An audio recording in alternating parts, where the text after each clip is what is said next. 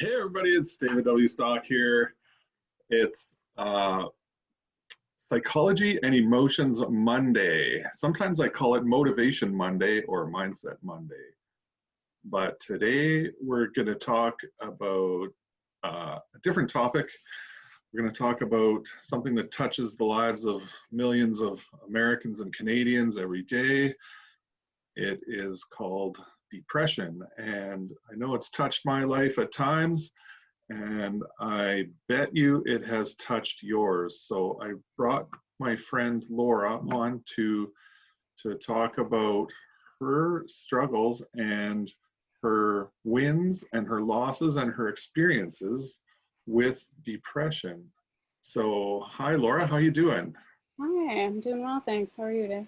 Good. I'm really excited to talk about this topic. It's really important. I think it's got a lot of value for us to have this discussion for the people in my group, and I mean even just for me personally. So I'm pretty excited about it. Yeah, thanks for having me on. So um, I've heard kind of a little bit of your story, but I I guess that's the place to start. If you want to just go ahead and tell us a little bit about when you first became aware of depression and that kind of thing. Sure. Yeah, so my onset was pretty early, actually. And I started noticing when I was around 10 or 11 that there was just something off with my mood. I was just kind of wanting to wear black. I didn't really know what was going on. And then I started kind of withdrawing from my friends, just being moody overall, and not doing well in school.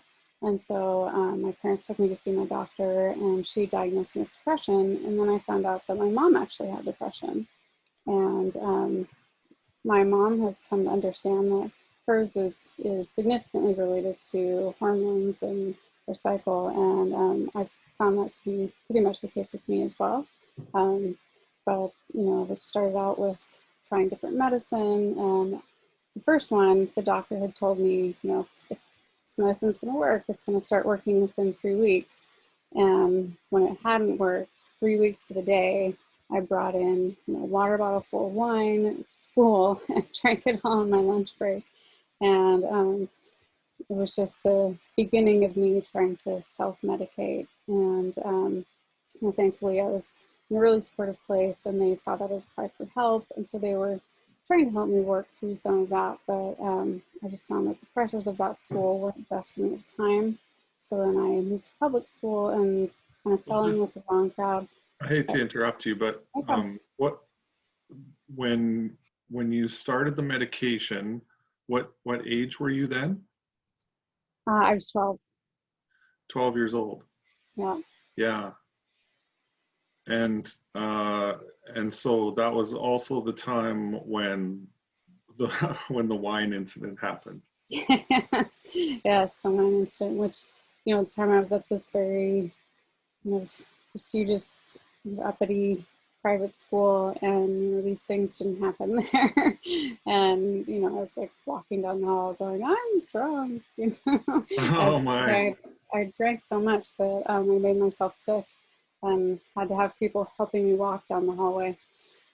So they called an ambulance because they weren't sure how it would react with the antidepressants. um, but they Right. knew that this wasn't just someone trying to rebel. It was, I had heard that people get drunk and they feel happy, and so I wanted to give that a try. Yeah. Yeah. uh, Yeah. Wow, that's uh that's just amazing that I mean obviously, your level of self-awareness already at 12, that that you knew that something was not right and that you were trying to do something about it. That's really that most people don't get to that. You know what I mean? hmm So yeah, that's really interesting. Sorry, I didn't mean to interrupt your story there. It's No, no, fascinating. yeah. Stop me anytime you have questions. So, yeah, I mean, it's interesting that you bring that up because I feel like one of my biggest struggles and and understandings with depression is the self-awareness that, sometimes I'm my own worst enemy. Like the negative thoughts are all in here, but what do you do when, your own worst enemy is? How do you make the thoughts stop coming? So, I've gone through lots of therapy and learned different things like CFT. I'm trying to think of what that acronym stands for right now, but there are different ways to kind of catch yourself in the moment when having these thoughts, and kind of course correct, and then through Tony Robbins learning a lot of stuff about mindset and changing physiology, and how that can affect your thoughts also. Yeah. So, did you have like, sorry, I should mention this. You're just starting to go a little bit bubbly there. I'm not sure if you got quieter there in that section, or it was very good at the start though. But Okay, maybe if I lean my in. question was, sorry, what? Maybe if I lean in a little bit. Is that Yeah, better? yeah. Okay. My question was, so after you were 12, did you have like significant events that were sort of around depression in during, your teen years and high school and that? 12 was really the pinnacle. So to give you a little bit of background about me, I grew up in Salt Lake City, Right, which is kind of the hub of Mormonism, and I was not Mormon myself, so that already created some kind of social constructs there. My parents were very strong Christians, Presbyterian, but because of the things that I was doing, it went against kind of all of the social instruction that I was getting around me. So that made me even more depressed, like I was a bad person, and you right, know, like I didn't belong to these groups, and that my parents were ashamed of me, and when really a lot of the shame was just coming from myself. So I don't know if that answers your question, but yeah, a lot of the worst of it was around 12, 13. right. So what age were you when you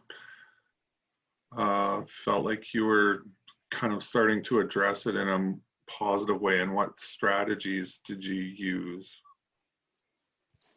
I'd say in high school, I started trying to push myself with goals, like taking AP classes. Then I also learned in high school, or at least was diagnosed with inattentive ADD.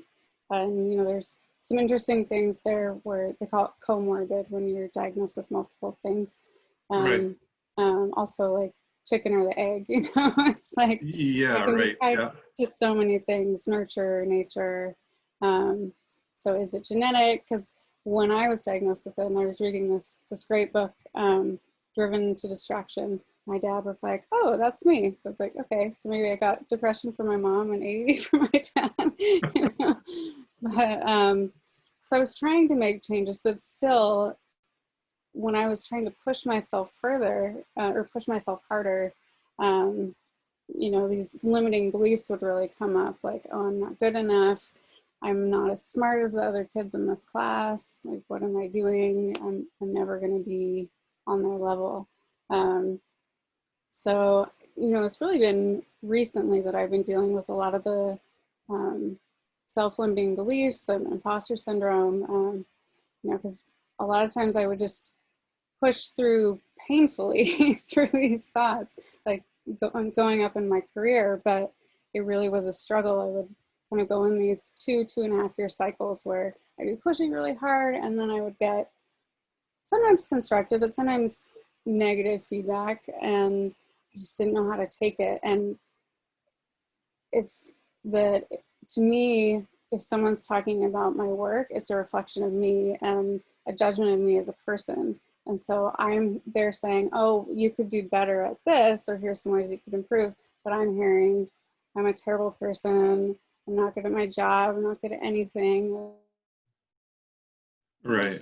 So um, just a big thing for me, especially this past year, has been learning self-compassion. So like, this says over here, which says on there, be kind to yourself, Yeah. So, Yeah. and it sounds so simple, but it really has been monumental for me this year. Just when I'm catching myself being too hard on myself, saying, you know what, I'm human. I make mistakes, learn from it, do better.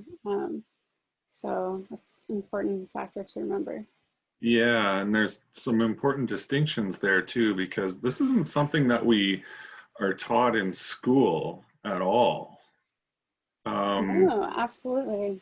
and I am coming to realize at this point in my life that the relationships that I have in my life are nearly all dependent upon the relationship that I have with myself. And I never ever thought of it as being a separate relationship. But when you frame it that way, it really changes the perspective completely, doesn't it? It really does. Yeah. And I've had people say similar things to me because, I've been, in search of a relationship and family life and all that. And then I've heard, oh, you have to love yourself first. And I thought, well, I do love myself. But then if I take a step back and look at some of the ways that I was treating myself, it's like, well, am I treating myself in a loving way? Is that the way that I would talk to someone that I love? And, clearly the Yeah. answer is no. So, Yeah. um, Yeah, well, that's true. And I find with myself too that there's so much of it that's below the surface that we don't even think about. Like, yeah, do you love yourself? Yeah, well, yeah, of course I do. mm, I'm fine. yeah. But at the same time, uh, saying things like, "Oh man, I always do that," or those kinds of things, and they seem so harmless, and at the same time, or like I'm such an idiot, Hmm. and but I noticed someone else doing this the other day, and I said to them something that I wish I would have said to myself a long, long time ago. Was, if that was another person, you would never get away with saying that, what you just said. You would Exactly. never get away with saying that. You would get beat up or berated, or, the it's just not acceptable. You can't Yeah. talk to someone like that. And that's you talking to the person that you should love the most. Hmm. Yeah. Yeah, So absolutely. You would be horrified if you heard yourself talking to someone that way. It's just that yeah, yeah. self-loathing behavior. Yeah. So the negative self-talk and the self-love is a really important one. What kind of do you want to talk about, like, some of the processes that you went through with that? Sure. So the one that I kind of touched on briefly, just catching yourself in the moment and then asking yourself, is this true? Is a big one. Because, we let ourselves go to these extremes, or, we've talked about stacking in the positive, but I know in my case, a lot of things get stacked up in the negative. So something goes wrong at work, and all of a sudden I'm like, it's just like that time in high school when X, Y, and Z went wrong, which is, 20 years ago, and I'm still holding it against myself. So Yeah. um, just trying to catch myself and realize, okay, this is an isolated incident. I have to take it for that and not keep beating myself up over things.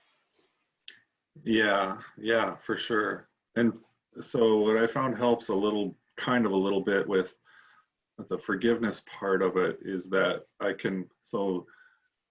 sort of uh, made a jump to where I used to go back and look at those incidences that were painful for me, in where I did something that I'm not proud of, or something like that. And every time I remembered it, I would be like beating myself up for it. But I have a different outlook now. I changed the way that I think about it, and I am able most of the time, at least, to remind myself that, you know, that I was a different person then, and I am certain that I was doing the best that I could at the time with the resources that I had, with the energy that I had, with the other things that were going on in my life.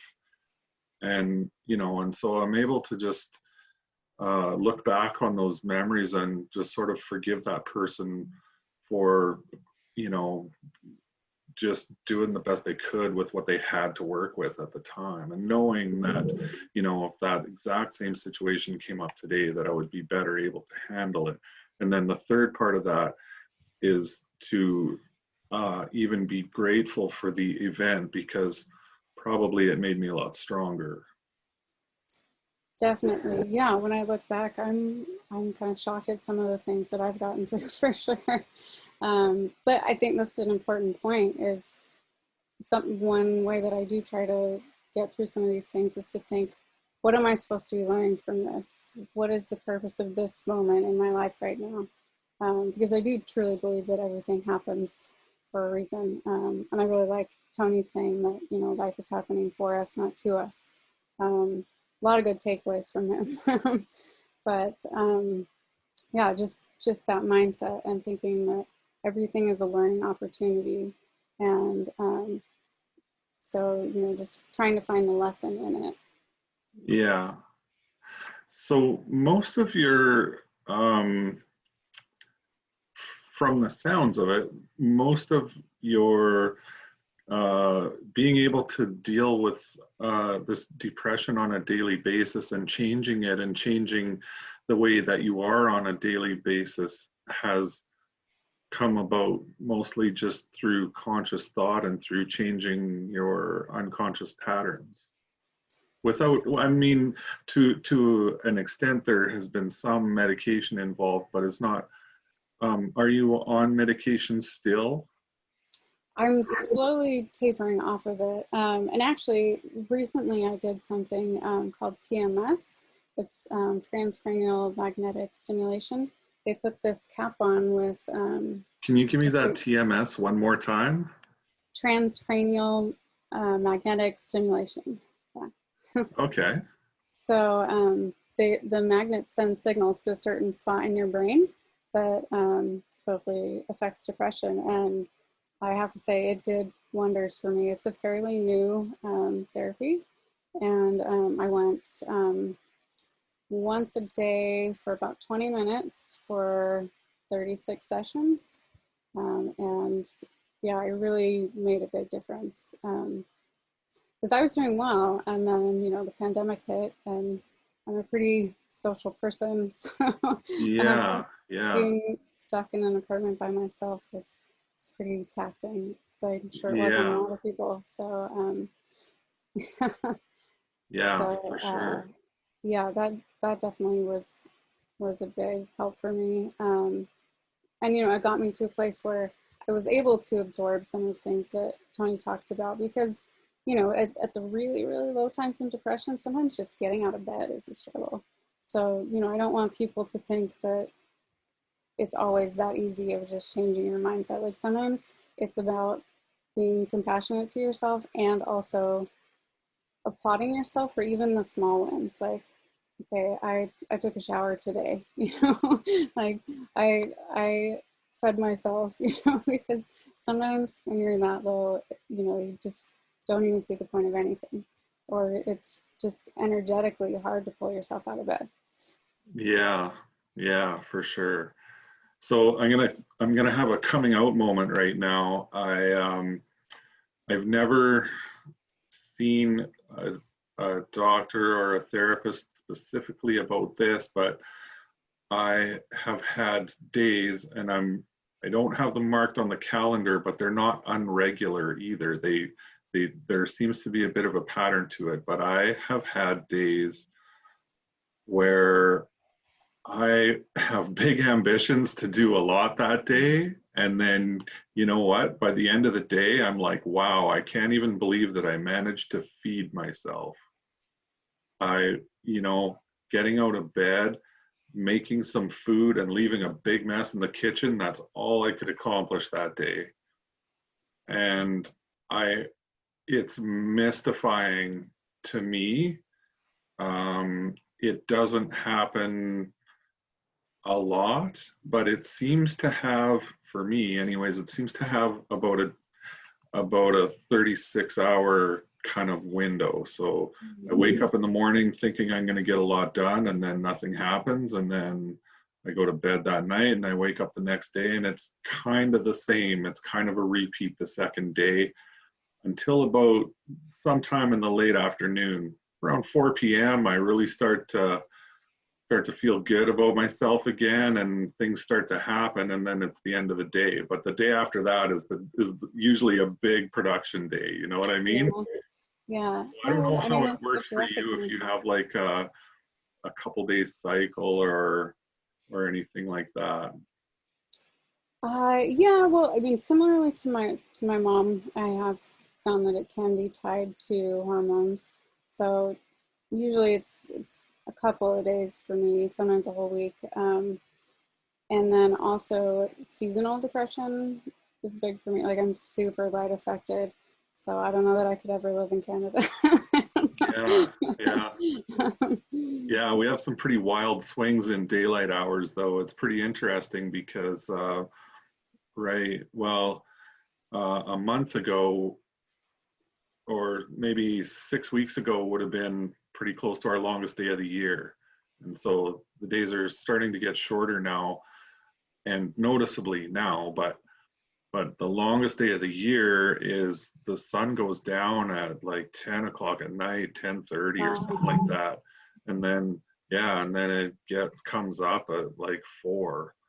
So, and then, but in the winter, and then with time change and everything too, it's sometimes, in the deepest part of the winter, the sun is going down at, 5:30 p.m. and not coming up until 8:39. So yeah, pretty short days there Mhm. for sure. But yeah, it's an interesting place to live at times. Yeah, I bet. Yeah, yeah.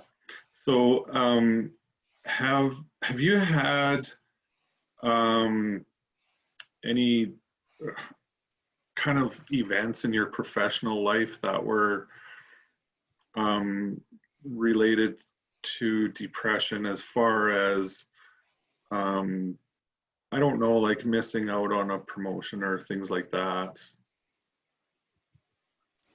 Yeah, I've had times where, like I thought I was on this upward trajectory, and then turns out I was just kind of on this treadmill that I felt like was to nowhere, And so part of that was just my own expectations that I had built up, and then having those unmet.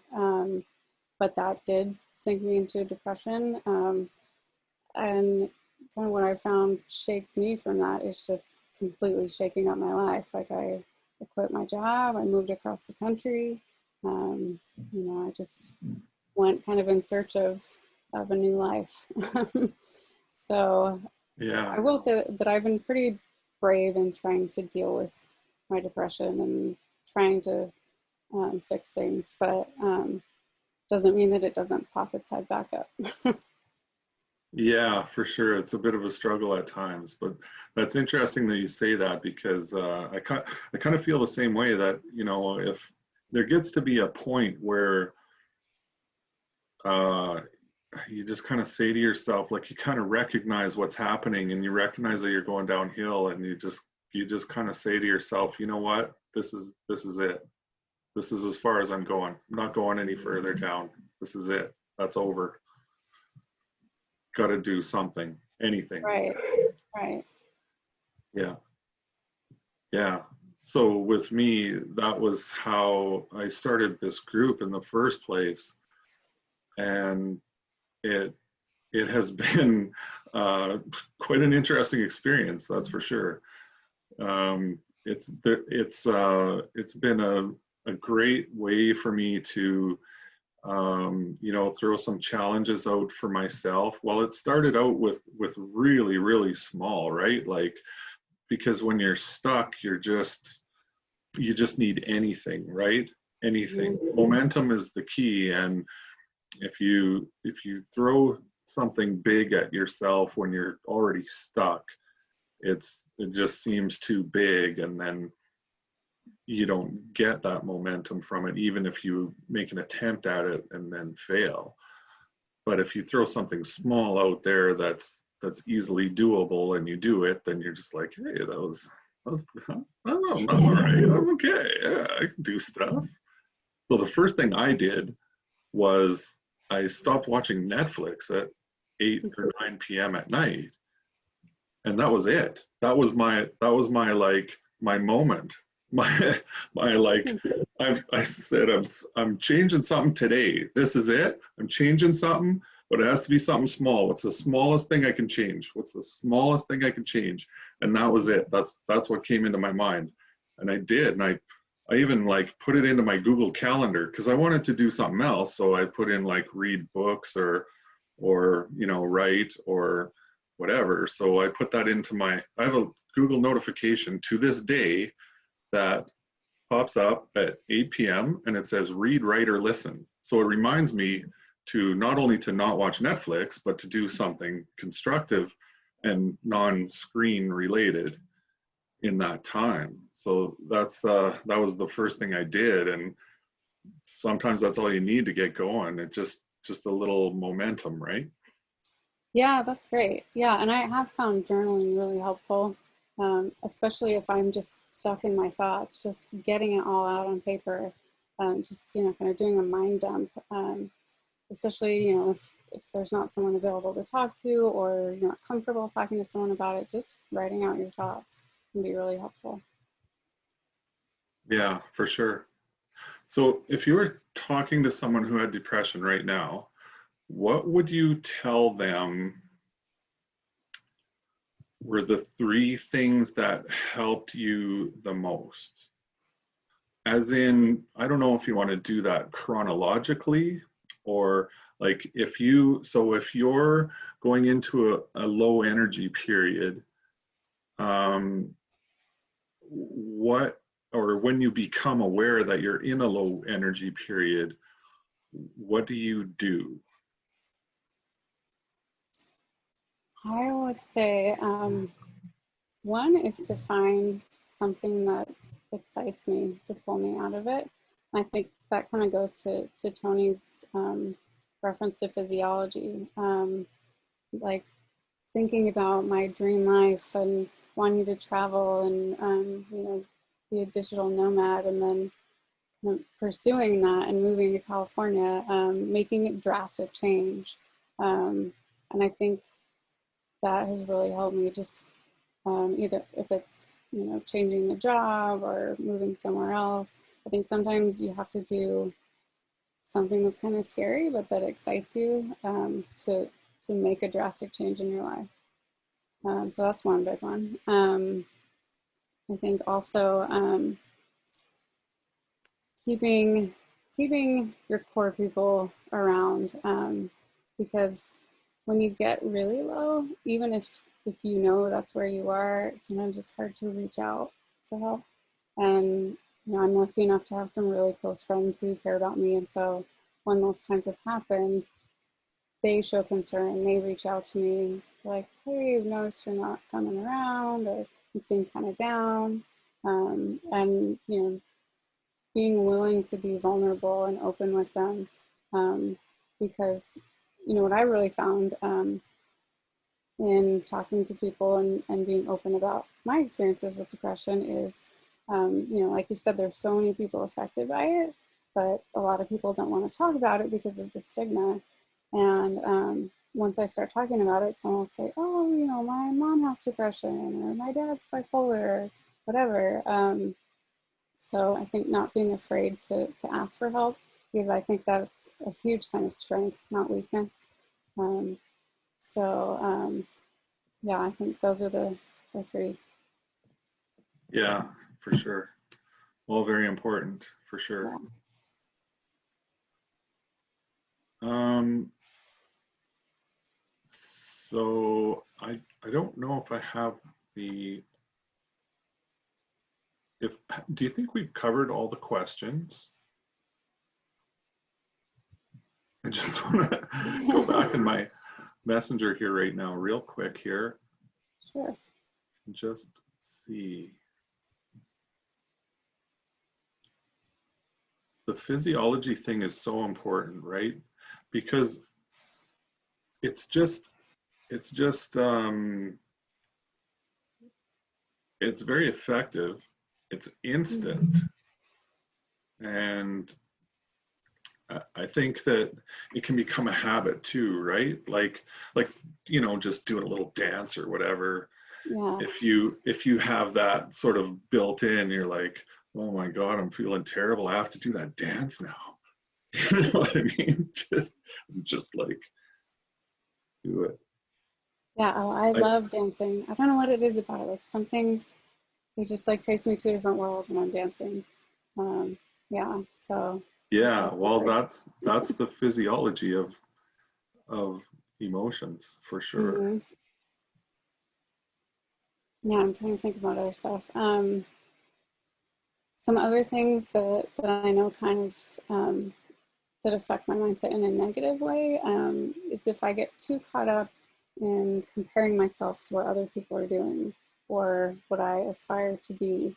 I can't remember whose quote it is, but you know, comparison is the thief of joy, and I absolutely believe that because you know, I get caught up in, oh, she has this thing that I want, or you know, he's got that promotion that I wanted.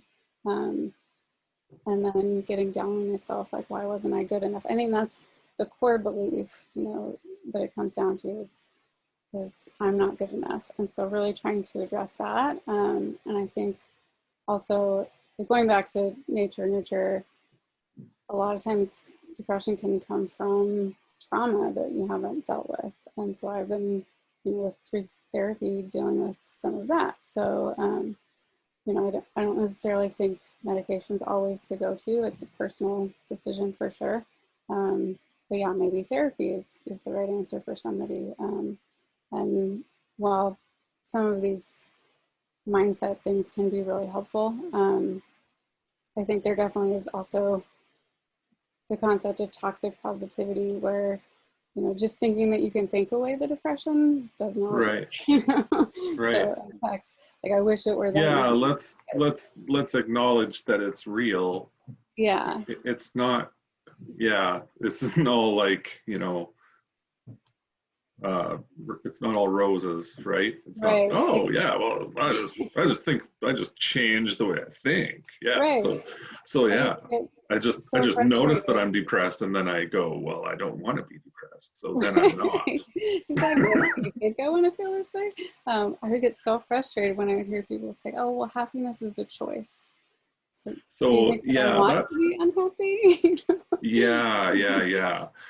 So I think we should expand on that a little bit too, because we actually didn't talk about that very much. But and I, yeah, I and I'm a guy that tends to, when I talk to other people, I tend to be the guy that jumps to the solution too, right? So Mhm. people sort of sometimes think that that's what I'm saying, and I often forget to sort of acknowledge that this is a real thing and it's not just a snap your fingers and it's done.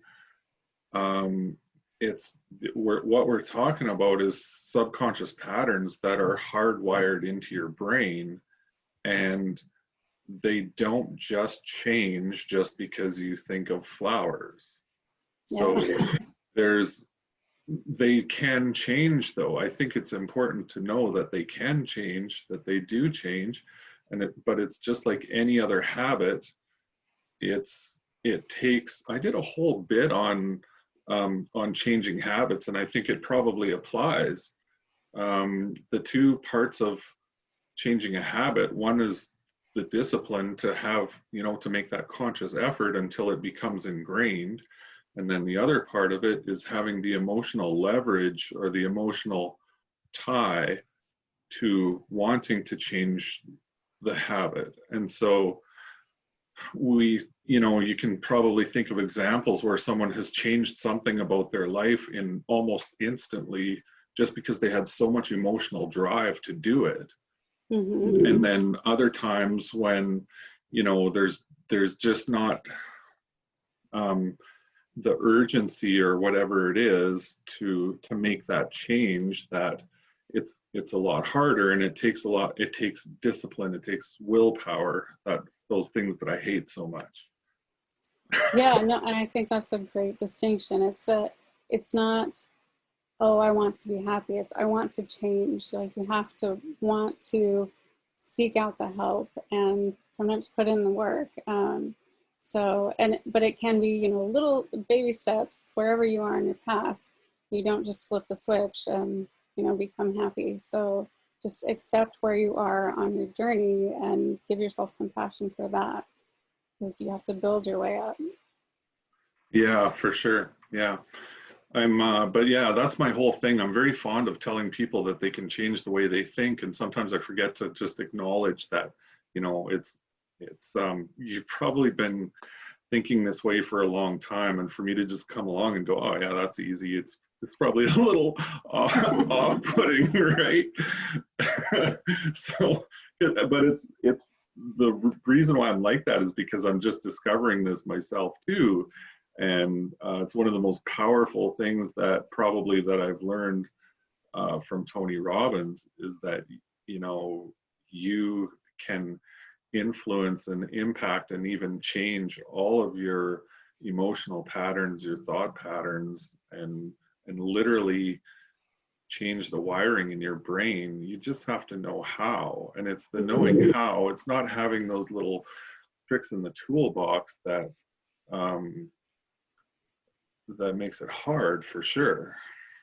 Yeah, and finding other little things like affirmations or incantations. Like I use this app that's just called I Am.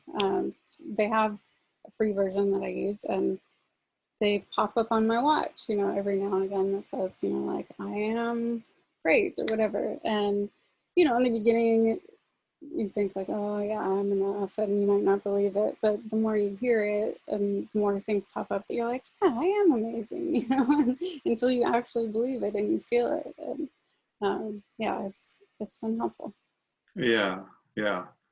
I like the little hacks that help to make things easier. I don't know if hack is the right word, but have, I wrote an article on my blog about it, and I talk about it all the time, and I say gratitude is the cure. It's kind of like it's almost like a tagline for me. I like to say gratitude is the cure, and it's like fear and anxiety and overwhelmed, all those fear related emotions, and then all those anger related emotions like being angry and being frustrated and being annoyed. And then it's also the depressive emotions of being sad and feeling like everything's hopeless, and depression, and but all of those things can't stand up against gratitude. And so I always have that in my, and it's like it's 4 words, and so it's easy for me to remember gratitude is the cure. And every time one of those things happens to me, I just think gratitude is the cure, gratitude is the cure. And so then it triggers me to go and find something to be grateful for. I have a lot of connection around to gratitude around sunrises and sunsets. And so I think about, how when I'm watching the sunset, how it's like watching the gears of the universe turn, and how, all the cosmic forces that are happening. And they, when you stretch it out that far, it makes all of your troubles seem so insignificant, And Yeah, absolutely. yeah, and also that, just that I'm able to be here, such a tiny little human being, on on a little speck of dust in the universe, and being able to see this event as it's happening, it's really powerful. And I think about how, the tiniest of odds that I'm even human at all, that I have the eyes to be able to see that event and the mind to be able to appreciate it and all those things. And then I just stack it, and it's a habit. And just like any other emotion, it's a habit. And so when I start to go into gratitude, it doesn't take very long for it to stack. And it's extremely powerful. It's helped me so much in my life. Yeah, no, I like that. Gratitude is the cure mantra. That's great. And I also like, going to my happy place, which is the beach. Puts me in just this amazing state. And if I can't get there because of traffic or pandemic or whatever, I can put on a YouTube video with ocean waves and close my eyes and just pretend I'm there. Yeah. So, Yeah, but for sure. gratitude I've also found helpful, but in the deepest, darkest pits of depression, there were some times when, I wasn't honestly very grateful to be alive. I wasn't grateful that I had woken up that morning. So I still struggled with gratitude. So I would start with the big things that I was grateful for, like my niece, who is my heart, and family, friends, going to the big things. And then you can work your way up to the little things, and finding reasons to be grateful that you woke up, grateful that you're still alive. So. Yeah, and that's what I mean by stacking. It's so important for me, at least. So the first time I did this, as you know about the priming exercise, right? Mm-hmm. Yeah. So the first time I did that exercise was in a live event. I'd never seen it before or heard of it before. It was in like October of 2018 at a UPW. Mm-hmm. And it was one of the most moving experiences of my life at that time. And it moved me so much that I took the video from that event, which became available on YouTube right after, and I did it for like 60 days in a row. And it wasn't an intention that I set to do that. It wasn't a habit that I was trying to create. It wasn't a conscious. There was no discipline. There was no none of that. Right? I just wanted to do it again. It's addictive. Mm-hmm. And so, but of course, through doing that for 60 days in a row, and the idea of the exercises that you come up with 3 things that you're grateful for, and they can be big things or small things, or things that happened today or things that happened 25 years ago, or whatever comes into your mind. And so it's a really interesting exercise to do, especially when you do it 60 days in a row. But from doing that exercise 60 days in a row, a couple of things happened for me. One is that I came up with a list that I can always go to, and it's I should actually write it down, but I don't have it written down. But I really don't have a problem with coming up with something now, because I can always go to those things that are on the list. And then once I go through those, it sort of puts me in the mood to, for the other things to come in. And I could go, oh yeah, there was that, we were sitting out on the deck, and, there was hummingbirds or whatever the other day. And you know what I mean? So Mm-hmm. those moments just start to flood in once you open the gate. Yeah, that's great. Yeah. And so the other thing that happened for me was that over the 60-day period, it's hard to describe how it feels to have your brain rewired, but it literally was like I could be just walking down the street and the tiniest event would I'd just be like, wow, I'm so grateful that that can even happen. You know what I mean? Like it just is it's completely subconscious now. It's completely hardwired in, and I don't want to change it. That's awesome. Yeah, that's also a good reminder that I need to start priming again. Yeah, yeah.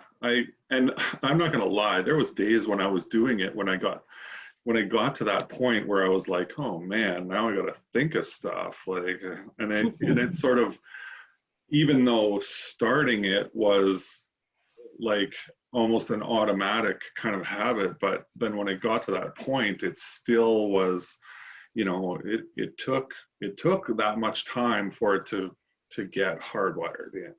Mm-hmm. So when you're going through that, and the biggest thing that helped me was just having a list of 5 to 10 things that are always there, that you can always go to, and you just go through that list. That's not your 3 necessarily, but you can go through those things and think about them, and it sort of gets you in the mood. Oh, that's great. So I did manage to get back to where some of these questions were, and I'm just going to read through them quickly. Okay, sure.